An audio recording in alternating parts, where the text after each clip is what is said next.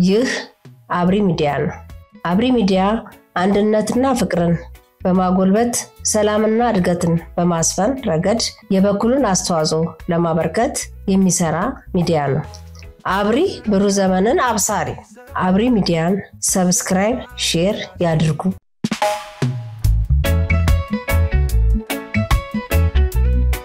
ኢትዮጵያ ውስጥ በህዝብ መካከል መቃቃር እንዲፈጠር መቃቃሩ በከፍተኛ ደረጃ እንዲያድግና ወደ መተላለቅ ወደ አጠቃላይ ትርምስ ወደ አጠቃላይ ቀውስ እንዲገባ የተለያዩ ሙከራዎች ተደርገዋል። የተለያዩ ፕሮፓጋንዳዎች ተካሂደዋል። የተለያዩ ትርክቶች ተሰራይተዋል። ከነዚህ ውስጥ አንዱ ሃይማኖትን በሃይማኖት ላይ ለማስነሳት የተደረጉ ሙከራዎች ናቸው። በተለያዩ ግድያዎች ተፈጽመው በተለያዩ ይሄ ሃይማኖት አንተን ሊያጠቃ ነው፣ ይሄ ሃይማኖት ያንተን ሃይማኖት ሊያጠፋብህ ነው ተብሎ ቅስቀሳ ተደርጎባቸው ሳይሳኩ የመከኑ ናቸው። ጠላቶቻችን ግን ተስፋ ቆርጠው አይቆሙም። በየጊዜው የተለያዩ መሰል ህዝብን በህዝብ ላይ የማነሳሳት ተግባራትን ሲፈጽሙ ዘልቀዋል። በሃይማኖት ምክንያት አጠቃላይ ትርምስ እንዲሰራ የሰሩ ያሉ ወገኖች ከታሪካዊ ጠላቶቻችን ግዳጅ እየተሰጣቸው ቢሆንም የታጠቁ ኃይሎችን ስነልቦና በከፍተኛ ደረጃ ሃይማኖትህ ተጠቅቷል፣ ይሄ ሃይማኖት ከገዛህ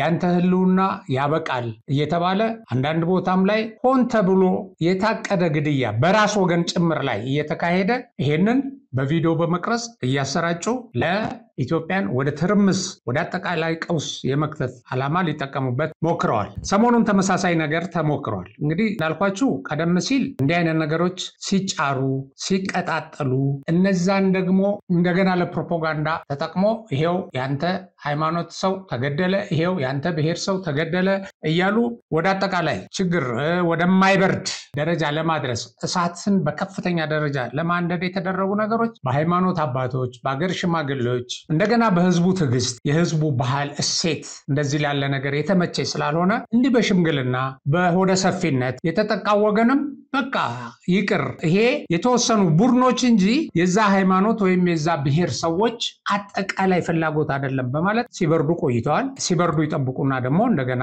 ይለኩሷቸዋል። አሁን ሰሞኑን በአማራ ክልል ደቡብ ወሎ ዞን መካነ ሰላም ከተማ ጁማ ወይም አርብ መስከረም 23 2018 ዓ.ም ምሽት ላይ የፋኖ ኃይሎች በከተማው በሚገኘው ኑር መስጂድ ጥሰው በመግባት ለረጅም ዓመታት በኢማምነት ያገለገሉትን ሼህ ጀማል ከማልን ጨምሮ 4 ሰዎች መግደላቸውን የአካባቢው ነዋሪዎች ተናግረዋል። ከተማዋ ሙስሊሞች ሶላት ሰግደው ከተበተኑ በግምት ከ40 ደቂቃ በኋላ የአዛን ድምጽ ከመስጂዱ በድጋሚ መሰማቱን በመግለጽ ድምጹን ሲያወጡ የነበሩት ኢማሙ እንደነበረ ተናግረዋል። ይሁን እንጂ የአዛን ጥሪው ሳይጠናቀቅ ተኩስ መሰማቱን አስረድተዋል። በተኩሱ ከመስጂዱ ኢማምና የቦረና ወረዳ እስልምና ጉዳዮች ምክትል ፕሬዝዳንት ሼህ ጀማል ከማል በተጨማሪ የወጣቶች ሰብሳቢው ቃሲም ዳኜ፣ የመስጂዱ ሀዳሚ አብዱል ሰመድ ሙሐመድ እና በጥበቃነት የሚያገለግለው ኢማም መሐመድ ተገድለዋል። ከተገደሉት በተጨማሪ የኑር መስጂድ ሙኡዚን አሊ ሐሰን በታጣቂዎቹ ታግተው መወሰዳቸውንም የአካባቢው ነዋሪዎች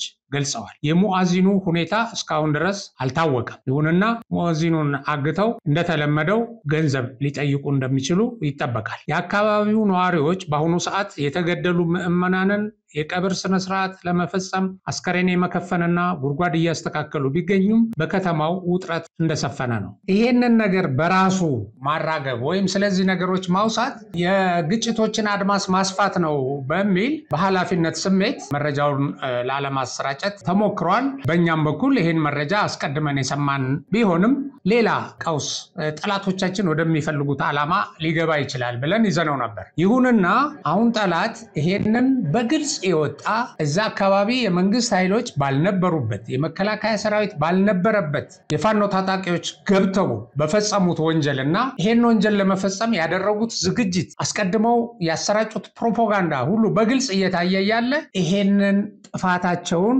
ወደ መንግስት ወደ መከላከያ ለመላከክ ሲጋጋጡ ሲታይ በዚህ ጉዳይ ላይ የግድ የሆነ ነገር መባል አለበት ከሚል መነሻ ነው ይሄንን ከስፍራው በትክክል የወጡ መረጃዎችን እና ትንታኔዎችን ይዘን ለመቅረብ የተገደድነው እንደሚከተለው ይቀርባል። የፋኖ ኃይሎች መካነ ሰላምን ከተቆጣጠሩ በኋላ ልባርጉ መካነ ሰላምን ተቆጣጥረናል ብለው አውጀዋል። እነዚህ ሰዎች መካነ ሰላም ውስጥ መከላከያ ሚሊሻ የመንግስት ኃይሎችም የሉም፣ በእነሱ ቁጥጥር ስር ነው። ተቆጣጥረናል ብለው ሚዲያቸው ላይ ያወጡትን ወደ ኋላ ሄዳችሁ ልትመለከቱ ትችላላችሁ። የፎከሩበት ያቀራሩበት ጉዳይ ነው። ቪዲዮም እየተቀረጹ ፎቶም እየተነሱ የለቀቁት ጉዳይ ነውና እነዚህ የፋኖ ኃይሎች መካነ ሰላምን ከተቆጣጠሩ በኋላ ጥቃታቸውን ለማስፈጸም አስቀድሞ የተደራጀ የፕሮፓጋንዳ ዘመቻ ከፍተው ነበር ባይዘው ከመቆጣጠራቸው በፊት እና ዋንኛ የጦር ዕቅዳቸው የነበረው ኑር መስጊድን ማጥቃት እንደሆነ በማያሻማ መልኩ መከላከያ መስጊድ ውስጥ አድፍጧል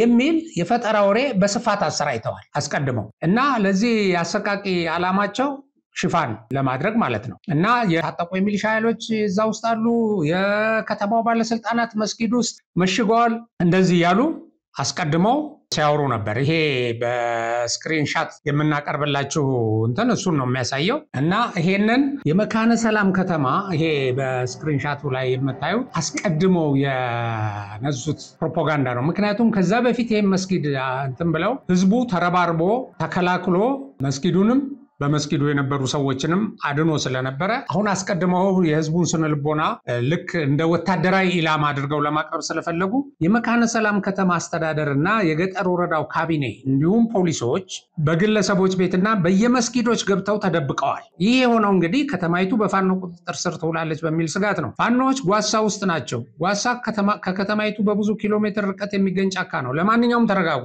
ይላሉ። መስጊድ መደበቅ የወረዳው አስተዳደር የአቶ ገበያው በቀለ ሙድ ነው። መስከረም 17 ቀን አቶ ገበያው መስጊድ ውስጥ ተደብቆ ነው ያመለጠው። ዓላማው የሃይማኖት ጦርነት ማስነሳት ነበረ ብለው አስቀድመው ሰርተዋል። እንደገና የ45ኛ ክፍለ ጦር በሌላ ጽሁፍ ደግሞ እንደዚሁ የነሱ ገጽ ላይ የ45ኛ ክፍለ ጦር ማዕት ሰራዊት መካነ ሰላም ከተማ አራዳ መስጊድ ውስጥ አድፍጧል ብለው እንደዚህ ካሰራጩ በኋላ በዚህ በስክሪንሾት እንደምታዩት ማለት ነው። ከዛ በኋላ ነው እንግዲህ ጥቃቱ የተፈጸመው እና እንግዲህ እውነታው ግልጽ ነበር ይላል። ከመከላከያ እስከ አካባቢ ሚሊሻ ድረስ አንድም የጸጥታ ኃይል በከተማ ውስጥ አልነበረም። ይህንን የከተማው ነዋሪዎች የአካባቢው ነዋሪዎች በሚገባ ያውቁታል። መከላከያ ባለበት ጊዜ እንዲህ አይነት ጥቃት ሊደርስ እንደማይችል ህዝቡ ስለሚያውቅ ሁሉ ጊዜ አንዳንድ አደጋ ባንጃበበ ቁጥር ህዝቡ ስጋት በገባው ቁጥር መከላከያ ይምጣልን መከላከያ አካባቢያችንን ይጠብቅልን ነው የሚለው። ምክንያቱም መከላከያ ከሄደ ደህንነት አይሰማውም ህዝቡ እና ሁሉም ኃይል ከከተማዋ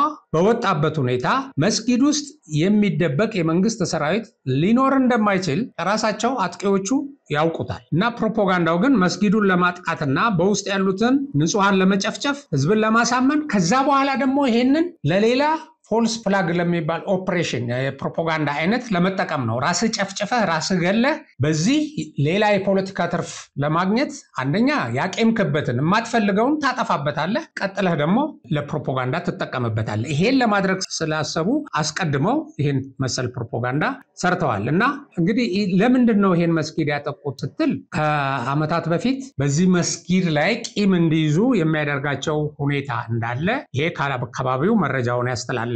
የአይን እማኝ ዝግጅት ክፍላችን የላከው ጽሁፍ ላይ ተጠቅሷል እና ምን ይላል? ከበስተጀርባ ያለው የአመታት ቂም ይላል። ይህ ጥቃት የቂም በቀል እርምጃ መሆኑን ለመረዳት የ2 ዓመታት ታሪክን መለስ ብሎ ማስታወስ በቂ ነው ይላል። ከ2 ዓመት በፊት የአካባቢው የፋኖ ቡድን የህዝብ ንብረት የሆኑ ተሽከርካሪዎችን ከኑር መስጊድ ግቢ ውስጥ በኃይል ለመውሰድ ሞክሮ ነበር። በወቅቱ የመስጊዱ ሀዲም የነበሩት ሼህ ኢማም እኚህ ሼህ ኢማም በትናንቱ ጥቃት የገደሏቸው ናቸው እና ሌሎችም ይህ የህዝብ አማና ነው፣ መስጂድ ደግሞ የተቀደሰ ስፍራ እንጂ የፖለቲካ ቀጠና አይደለም በማለት በሰላማዊ መንገድ ተቃውሟቸዋል። ፋኖቹ ግን በምላሹ ሼህ ኢማምንና ሌሎችን ደብድበው ወደ መስጊዱ በኃይል ሲገቡ የማህበረሰቡን ትዕግስት የጨረሰ ድርጊት ሆነ። የአዛን ጥሪም ተደረገ በዛ ሰዓት። እናም የአካባቢው ሙስሊም ማህበረሰብ የአምልኮ ስፍራውንና የህዝብ ንብረትን ለመታደግ ባደረገው መከላከል በዛን ጊዜ የመጡት የፋኖ ቡድን ከመስጊዱ እንዲወጡ ተደርጎ ንብረቱንም አስመልሷል በህዝብ ርብርብ። ይህ ክስተት በፋኖና በተባባሪዎቻቸው ዘንድ እንደ ትልቅ ሽንፈት ተቆጥሮ ላለፉት 2 ዓመታት የጥላቻ ፕሮፓጋንዳ ሲሰሩበት ኖረዋል። ኦኬ ይሄንን ያደረጉ ናቸው ይለናል እና ይሄ ኃይል በራሱ ከዚህ በፊት በተለያዩ ሚዲያ እንትኖች ላይ ሲሰራጭ አይታቸዋል። ይሄ ሃይማኖታዊ መንግስት እናቋቁማለን፣ ሃይማኖታዊ መንግስት መንግስት ካልተቋቋመ ነፃ አንወጣም፣ አሁን ያለው መንግስት ሃይማኖት ጸር ነው በሚል የሰሩት ፕሮፓጋንዳ አለ። እነዚህ ትልልቅ መስቀል አንግበው ሞዓ ተዋህዶ በሚል እንደሚመራ እዚህ ድርጅት ውስጥ የዚህ አይነት ተልእኮ ያላቸው ሰዎች ድርጅቱን እንደሚያንቀሳቅሱትም ባለፈው አይተናል እና የሚከተለውን ቪዲዮ እንመልከት። ይሄ ቪዲዮ ቀደም ብሎ የተላለፈ ነው። እነዚህ ወጣቶች እዚህ ላይ የምታዩዋቸው ወጣቶች ተመልከቱ። የሚገዛህ የአንተ ሃይማኖት አባል አይደለም፣ ያንተን ሃይማኖት የሚያጠፋ ነው በሚል ስነ ልቦና ተገንብተዋል እና የሀገር ሽማግሌዎች ቄሶች ወደ ሰላም ተመለሱ ብለው መንግስት የዘረጋውን የሰላም እጅ ለነዚህ ሰዎች ለማቅረብ እናንተ ከሞት ዳኑ፣ ህዝባችሁንም ሰላም ስጡ እባካችሁ ብለው የሃይማኖት አባቶች ቄሶች ሲሄዱ ለቄሶቹ የሰጡት ምላሽ ነው። አዳምጡት። ሰላም ከመራን ጀምሮ የሰላም መንግስት ከተቋቋመ ጀምሮ ሽምግልና ዋጋ ቢስ ሆኗል። እኛ ጓዶች ስንቶች ታጋዮች የሚያውቁት ፈላስፎች የተበሉት በምንድነው? በሽምግልና አባቶች መስቀል ጽላቱን ይዘው እባካችሁ ሲሉ ክርስቲያኑ ሰው ደግሞ ለሃይማኖት ይሞታሉ ብሎ ዝቅ ሲል በአፈሙዝ እየተወጋ ዛሬ እስር ቤት የሚሰቃይ ስንት ወጣት ነው ያለው።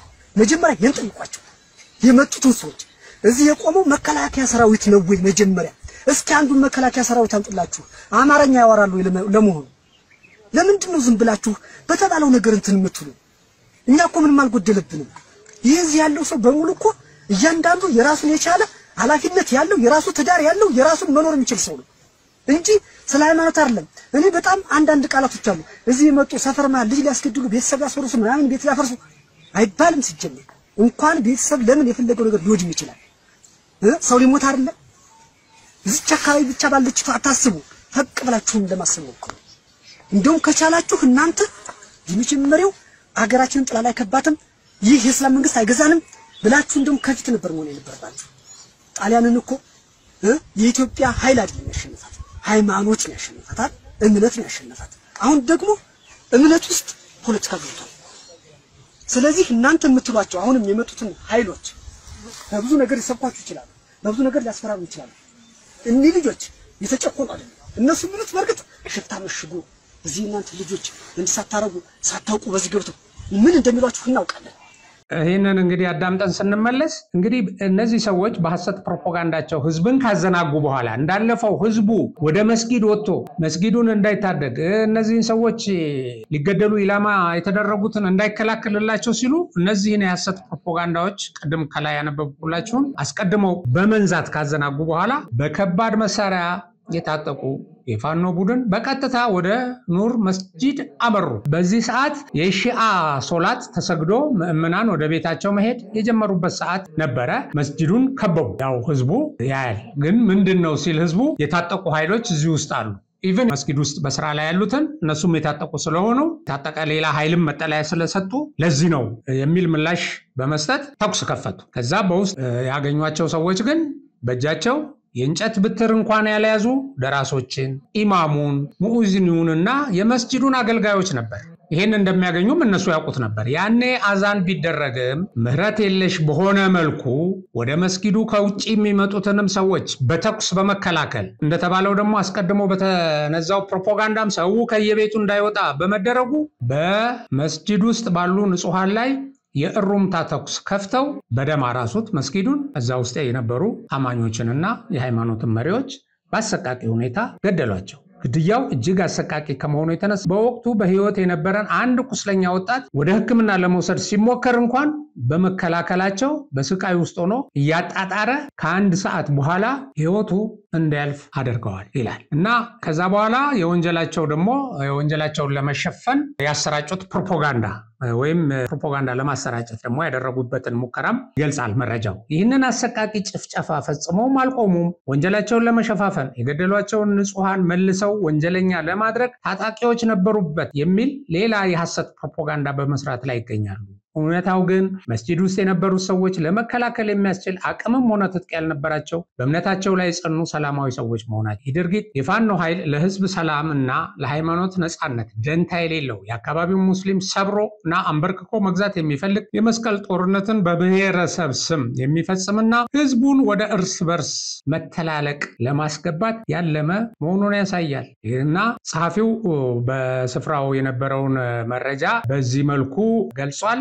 የመጀመሪያው ፕሮፓጋንዳ የተሰራው እነዚህ የገደልናቸው ሰዎች የታጠቁ ናቸው የሚል ነው። ግን የመስጊድ ኢማም ህፃን ልጅና ሌሎች 4 የመስጊድ ውስጥ የነበሩ በልዩ ልዩ የሃይማኖት ተልእኮ ላይ ያሉ ሰዎች ናቸው የተገደሉት። የስም ዝርዝራቸውም ተያይዟል እና ትንሽ ቆይተው ደግሞ የፋኖ ኃይሎች ይሄንን የለም መከላከያ ነው ይሄን የፈጸመው ፋኖ በምንም አይነት ወደ ህዝብ አይተኩስም የሚል ወደ ማሰራጨት ገብተዋል። ይሄንንም በተመለከተ አንድ ቪዲዮ አሳያችኋለሁ እና ቀደም እንደገለጽኩላችሁ በመግቢያ ላይ እንደገለጽኩላችሁ እንደዚህ አይነት መረጃዎችን ማስተላለፍ የሚያስከትለው አደገኛ ውጤት ነው። በዚህ ምክንያት መረጃው ያላቸው ሰዎች ተጨማሪ የህዝብ መጠፋፋት ሃይማኖትን በሃይማኖት ላይ የማነሳሳት ሂደትን ሊያስከትል ይችላል በሚል መረጃውን ይዘውት ቆይተዋል። የመንግስት ኃይሎችም ይሄ መረጃ ቢኖራቸውም በዚህ መረጃ ላይ ትክክለኛ ማለት የመረጃውን ዝርዝር ከመግለጽ ይልቅ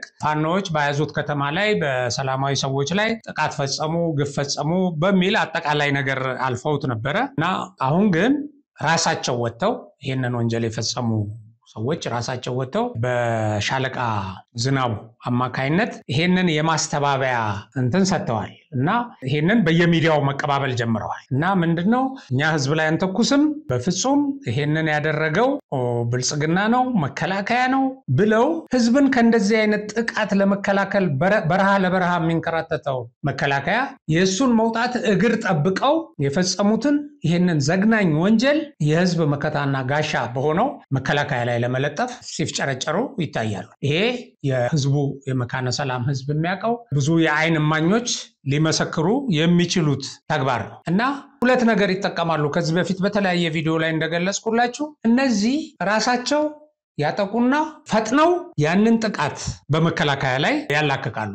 በአካባቢው ያሉ ጥቂት ሰዎች ናቸው፣ ጥቂት ህዝብ ነው። እሱ አይቷል፣ እሱ ይታዘባል። ነገር ግን አጠቃላይ መንጋቸውን ግን በእንደዚህ አይነት የሐሰት ፕሮፓጋንዳ ሊመርዙት የሚችሉበት እድል አለ እና አንድም በዚህ በጥላቻ በሃይማኖት ጥላቻ በሌላ ሃይማኖት ጥላቻ በቃ የኛ ሃይማኖት ብቻ ነው የሚል ያንድን የሃይማኖት የበላይነት የማስፈን የዚህ የሞዓ ተዋህዶ ዶክትሪን አላቸው እዛ ውስጥ። ለምንድነው ፋኖ የሚባለው ድርጅት ማንፌስቶ የለውም፣ የተቀረጸበት ነገር የለም፣ የፖለቲካ አጀንዳ የለውም ሲባል አዎ የለውም። እሱ ያለው ያንድን ሃይማኖት የበላይነት ማስፈን ነው እና መንግስታዊ ሃይማኖት መስርቼ እገዛለሁ የሚል ነው። ቀደም ባያችሁት ቪዲዮ ላይ ይሄን ተመልክታችኋል። የእስላም መንግስት ነው የሚገዛ የሚል አንዳንድ ጊዜ ደጋግመው ስም ሲጠሩ አብይ አህመድ ይላሉ። እንደውም ከዛ ያልፉና አብይ አህመድ አሊ ይላሉ እና ይሄን ይሉና አጠቃላይ ይሄንን ሙስሊሙን ህብረተሰብ የጥቃታቸው ኢላማና እንደ ጠላት ተፈርጆ በዚህ በሚነሳው ነገር ደግሞ አጠቃላይ ሀገራዊ ቀውስ እንዲነሳ ይፈልጋሉ። ለማንኛውም በተደጋጋሚኛ ከዚህ በፊት ከዚህ ከካራክተር አሳሲኔሽን ጋር ስለ ፎልስ ፍላግ ኦፕሬሽን አንዱ ነው በዚህ ስርና ገልጸንላችኋል እና ይሄንንም ይተቀሙበታል። ትንሽ ከነሱ ውስጥ እነዚህ ፊደል የቆጠሩት እነዚህ በፕሮፓጋንዳ ስራ ላይ የተሰማሩት ኃይሎች ደግሞ ይሄንን ፎልስ ፍላግ ኦፕሬሽን የሚባለውን አይነት ትርፍ ሊያገኙበት ይፈልጋሉና a false flag is a political or military action carried out with the intention of blaming an opponent for it. Nations have often done this by staging a real or simulated attack on their own side and saying the enemy did it. ኦኬ እነሱ አርገው እነሱ አጥቅተው ግን ጠላት ነው ያጠቃው ለማለት ለዚህ ሲባል ሰው ይገደላል፣ ለዚህ ሲባል ጭፍጨፋ ይካሄዳል። ይሄ በሚስጥር ከተደረገ በኋላ ባይዘዌ በምሽት ነው ያ ጥቃት የተፈጸመው፣ ግን ከህዝቡ እይታ የተሰወረ አይደለም እና እነዚህ ይሄንን መረጃ ከስፍራው ያስተላለፈ ሰው በጣም በሚገርም በኃላፊነት ስሜት ከዚህ የሃይማኖት ተከታይ አንዱ ነው። እዚህ ላይ ስሙን እንዳመለከተው መጀመሪያ አፈጻጸሙን ላጠቃልላችሁና ህዝቤ ሆይ በሐሰት ፕሮፓጋንዳ ተታለል በመካነ ሰላም ኑር መስጊድ የተፈጸመው ወንጀል በሰው ልጆች ላይ ብቻ ሳይሆን በአላህ ቤት ላይ የተፈጸመ ትልቅ በደል ነው። ይህን እውነት ለሌሎች ስናጋራ በኃላፊነት ስሜት ይሁን ሙስሊሞች ተረጋግታችሁ እንደዚህ ባለ ጠላቶቻችን ወደ ቀደዱልን የጥፋት መንገድ እንዳንገባ መጠንቀቅ ያስፈልጋል እና በማለት ያሳስባል። ስለዚህ ጠላቶቻችን ያቀዱልንን ህዝቡ አስቀድሞ ስለሚነቃ ሁሉ ጊዜ ጥንቃቄ ያደርጋልና ስፍራን ያቀያየረ ተደጋግሞ የተገለጸ የጥላቻ ጭካኔ ሲካሄድ በአገራችን ቆይቷል። የዛሬዋ ባለተራ ወሎ መካነ ሰላም ከተማ ሆናለች። ይሄ ጉዳይ ዘላቂ መፍትሄ ያሻል። በግልጽ የሚታየው ክስተቱ ላይ ብቻ ማተኮር ዘላቂ መፍትሄ አያመጣም። ወገን ድርጊቱ ልብ ሰባሪ ቢሆንም ከስሜት በጸዳ መልኩ ይህንን ችግር በዘላቂነት የሚፈታበት ጉዳይ ላይ ማተኮር ያስፈልጋል። የበፊቶቹን ጥቃት አድራሾች፣ ተንሳሾችና ፈጻሚዎችን ለይቶ ማውጣት እና ደግሞ የህግ ተጠያቂ እንዲሆኑ ማድረግ፣ እነዚህ ተመሳሳይ ጥቃቶች ለአንዴና ለመጨረሻ እንዲቆሙ እንደዚህ አይነት ድርጊት የሚፈጽሙ ሸማቂዎችን ህዝቡ ተረባርቦ ማጥፋትና ይሄን ድርጊት በዘለቄታው ሊቆም የማድረግ ኃላፊነት የህዝቡ ነው በሚል ማሳሰቢያ አብሮ ቀርቧል። በአጠቃላይ ሌላም ከዚህ ጋር አስተያየት የሚሰጡ ሰዎች በማህበራዊ ሚዲያ ላይ ያነበብኩት አንዳንድ አስተያየቶች ወሎ አካባቢ የዚህ የጃዊሳው ቡድን ተቀባይነት አጥቷል በከፍተኛ ደረጃ። የወሎ ህዝብ አትወክሉንም፣ አንፈልጋችሁም፣ ሰላም አትንሱን፣ መንገድ አትዝጉብን፣ ከተለያየ የንግድ የልማት እንቅስቃሴያችን አትክቱን በሚል በተለያየ ጊዜ በሰላማዊ ሰልፍ ይሄን አቋሙን ገልጾላቸዋል። በተለያየ ወቅትም ከመንግስት ጋር እየቆመ ይሄንን ጸረ ሰላም ቡድን ተፋልሞታል። ስለዚህ ይሄንን በማየት እዚህ አካባቢ ላይ በህዝቡ መካከል እንግዲህ ተቻችሎ የኖረ ነው ወሎ በጣም ይታወቃል። ሁለቱ ሃይማኖቶች በአንድ ቤተሰብ ውስጥ ሁሉ ሊኖሩ ይችላሉ እና ወሎ ውስጥ እስልምናና ክርስትና ወይም አንዱ ሃይማኖት ከሌላው ሃይማኖት ለፍቅር አብሮ ለመኖር እንቅፋት ሆኖ በፍጹም አያውቅም። የአንድ ቤተሰብ ሰዎች ሆነው የኖሩ ሰዎች ናቸው። በጣም ይታወቃል። እንደዚህ አይነት አካባቢ ላይ ይሄን ተጠብቆ የቆየ የህዝቡን የአንድነት፣ የፍቅር፣ የሰላም እሴት ለመናድና በህዝቡ ላይ ከጎናችን አልቆማችሁም በሚል የቋጠሩትን ቂም ምክንያት አድርገው ህዝቡን ወደ ግጭት እና ሰላም የሆነውን ቀጠና ወደ ትርምስና መጠፋፋት ለማስገባት የተደረገ ሴራም ጭምር ነው። ከዚህ በስተጀርባ እንግዲህ እንደሚታወቀው እርስ በርስ ሲያጋጩን፣ ሲያናጩን፣ ሲያጨፋጨፉን የኖሩ እኛ ስንጨፋጨፍ ቪዲዮ ቀርጸው ዜና ሰርተው ሌላ ግጭት ሌላ ብጥብጥ እየፈጠሩ አገራችንን ሰላም እንድታጣ ከዘመናት በፊት ከአመታት በፊት በኢትዮጵያ ታሪክ ውስጥ ወደ ኋላ ሁሉ ተመልሰን ስንሄድ ይሄን ሲያደርጉ የነበሩ የሻዕቢያና የህወሓት ቡድኖችም ከዚህ በስተጀርባ አሉ። በተደጋጋሚ እንዳልነው አሁን የአማራ ክልልን የትርምስ ቀጠና ለማድረግ አጥብቀው እየሰሩ ነው። ይሄ አማራ ክልል ደግሞ የአማራን ህዝብ ወክላለሁ የሚለው ቡድንም የነዚህ መሳሪያ ሆኖ በወገኖቹ ላይ ቃታ እየሳበ ወገኖቹን እየጨፈጨፈ ይገኛል።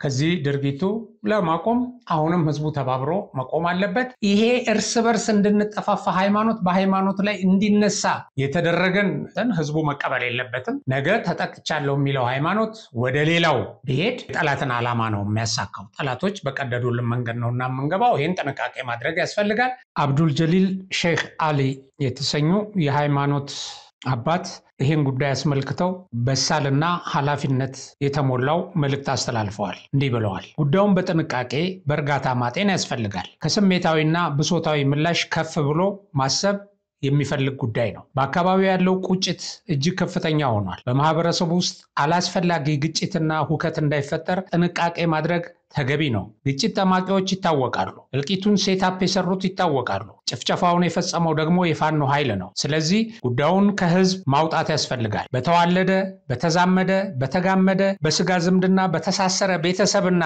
ህዝብ መካከል ምንም አይነት ግጭትና የበቀል እርምጃ እንዳይፈጠር ከሁሉም በኩል መስከን ያስፈልጋል። በሙስሊሙ በኩል ስሜታዊ መር ምንም ድርጊት እንዳይፈጸም ርብርብ እናደርግ። ለጊዜው በዚህ ጭፍጨፋ ላይ የተሳተፉትን መለየትና መሰነድ፣ መረጃ ማሰባሰብ፣ ማደራጀት ከተቻለ በቂ ነው ብለዋል። የኢትዮጵያ ወይም የኢትዮጵያ የሃይማኖት መሪዎች፣ የሀገር ሽማግሌዎች፣ በአጠቃላይም የኢትዮጵያ ህዝብ ይህንን ነው የሚመስለው። ጠላቶቻችን ሁልጊዜ የሚሞክሩት ሙከራ ይህን በመሰሉ በሳል የማህበረሰብ አባላት ሁልጊዜም ይከሽፋል። ሁሉ በላይ ግን አሁንም ተመሳሳይ ድርጊት እንዳይፈጽሙ ለማድረግ መከላከያ ከነዚህ ኃይሎች ጋር እየተናነቀ ነው፣ ህይወቱን እየገበረ ነው። ወደፊትም የህዝብን ሰላም ለሚጠብቅልን መከላከያና የጸጥታ ኃይላችን ነው። ይሄንን ማጠናከር ነው። በዚህ ኃይል ላይ የሚነዛውን ፕሮፓጋንዳና ይሄ ጨፍጫፊና ፋሺስት የሆነ ቡድን ራሱን ከደሙ ለማንጻት የሚያደርገውንና ፕሮፓጋንዳ መጠቀሚያ ራሱ የፈጸመውን ወንጀል የፕሮፓጋንዳ መጠቀሚያ ለማድረግ ሚዲያዎቹ የሚያደርጉትን ሩጫ ጆሮ ሰጥቶ ማዳመጥ አያስፈልግም። እውነታው ይሄ ነው። ይሄን እውነታ ለመግለጽ ነው ይሄንን ዝግጅት ያቀረብንላችሁ። ዛሬ ይህን ፕሮግራም ስናዘጋጅ በደረሰን መረጃ መሰረት የመካነ ሰላም ህዝበ ሙስሊም በነቂስ በመውጣት በግፍ የተገደሉ መሪዎችን የጀናዛ ሽኝት እያደረገ ይገኛል። ይህንኑ በመስጊድ ውስጥ የተፈጸመውን ጥቃት አስመልክቶ በአማራ ክልል እስልምና ጉዳዮች ከፍተኛ ምክር ቤት የደቡብ ወሎ ዞን የደሴ ከተማ አስተዳደር እስልምና ጉዳዮች ምክር ቤት ያወጣው መግለጫ ደርሶናል፣ እንደሚከተለው ይነበባል። በመንፈሳዊ ቃል የሚከፈተው መግለጫ የሚከተለውን አስፍሯል። በአማራ ክልል ደቡብ ወሎ መካነ ሰላም ወረዳ መስከረም 23 2018 በመስጊድ ኑር ሀገር ለማፍረስ የተደራጀው ክልሉን እያመሳና ወዳልተገባ ሁኔታ እየወሰደ የሚገኘው ኃይል ወይም ፋኖ በወሰደው ሃይማኖታዊ ትንኮሳ በመስጊድ ውስጥ በመግባት በአሰቃቂ ሁኔታ በታወረ የታሪክ ትርክት የመስጊድ ኢማም፣ የመጅሊስ አመራሮች እና ሀዲሞችን ወይም የመስጊድ አገልጋዮችን ገድሏል። እነሱም ሸሂድ ሆነዋል። ይህ ድርጊት በተለያየ ጊዜ በሙስሊሙ ላይ እየደረሰና በተለይ የፋኖ ኃይል በተለያዩ መግለጫዎች ሙስሊሙን የማጥቃት ዘመቻዎችን እንደዚሁም የአንድ ሃይማኖት የበላይነትን የማረጋገጥ ጦርነት በሚመስል መልኩ መግለጫዎችን እየሰጠ ይገኛል። በመሆኑም የሙስሊሙ ማህበረሰብ የተነሳበትን የሃይማኖት ጦርነት የጅምላ ግድያ ለማስቆም መጅሊሱ ከመንግስትና ከኮማንድ ፖስት ጋር ተወያይቶ የምንደርስበትን እስከምናሳውቃችሁ ድረስ ሁሉም ሙስሊም መስጂዱንና ወንድሙን በመደራጀትና መረጃ በመለዋወጥ እንዲጠባበቅ እንገልጻለን። ዛሬም ሁሉም ሙስሊም ማህበረሰብ በየአካባቢያቸው በአሱር ሶላት በአንድ መስጂድ በመሰባሰብ በግፍ ለተገደሉት ወንድሞቻችን ሶላተል ጋይብ በመስገድ ዱዓ እንድታደርጉና ሐዘናችሁን እንድትወጡ እናሳስባለን። በመጨረሻም ለክርስትና እምነት መሪዎች ይህ ጉዳይ አብሮ የመኖርን እሴት እያጠፋ በመሆኑ በእናንተ ስም እየታገልኩ ነው የሚለውን ፋኖ በሙስሊም አባቶች ላይ ያደረሰውን ድርጊት አውግዛችሁ ሀገርን በጋራ ወደ ተሻለ ደረጃ ብናሳድግ መልካም ነው እንላለን። የደቡብ ወሎ ዞንና የደሴ ከተማ አስተዳደር እስልምና ጉዳዮች ምክር ቤቶች መስከረም 24 2018 ደሴ ይላል። ይህ በእንዲህ እንዳለ አሁን ዘግይቶ በደረሰን ዜና በምዕራብ ጎንደር ከ10 በላይ በሆኑ ተሽከርካሪዎች ላይ በዚሁ በፋኖ ቡድን በተከፈተ የተኩስ ርምታ 18 ንጹሃን ሰዎች ሞተዋል። ከ30 በላይ የሚሆኑ ቆስለዋል። የተረፉት ታፍነው በቡድኑ ተወስደዋል። ይህንን ጥፋት በቀደሙት ጊዜያትም ይሁን በአሁኑ ሰዓት እያደረሱ ያሉ ኃይሎች ጉዳዩን ከእምነት ጋር የሚያያይዙ ቢሆንም እነዚህ ኃይሎች ሰፊውን በሃይማኖቱ የጸናውን ከሌሎች ሃይማኖቶች ጋር ተስማምቶ የሌሎችን ሃይማኖቶች አክብሮ የሚኖረውን የኦርቶዶክስ ምዕመናንና የኦርቶዶክስ የሃይማኖት ሰዎችን የማይወክል መሆኑ ግልጽ ሊሆን ይገባል። እነዚህ በሰው ሞት ለማትረፍና የጠላትን ተልዕኮ ለማሳካት የቆሙ ኃይሎች ከመሆኑ ውጪ ሌላ ዓላማ ያላቸው በየትኛውም እምነት ሊወከሉ የማይችሉ መሆናቸውን መገንዘብ ያስፈልጋል። በሌላ በኩል ደግሞ ጥፋትን በጥፋት ለማረም መሞከር የጠላቶቻችን ፍላጎት እንዲሳካ ማድረግ መሆኑን ተገንዝቦ ሁሉም ሰው በስክነት ይሄንን ችግር ሊፈታውና ሊሻገረው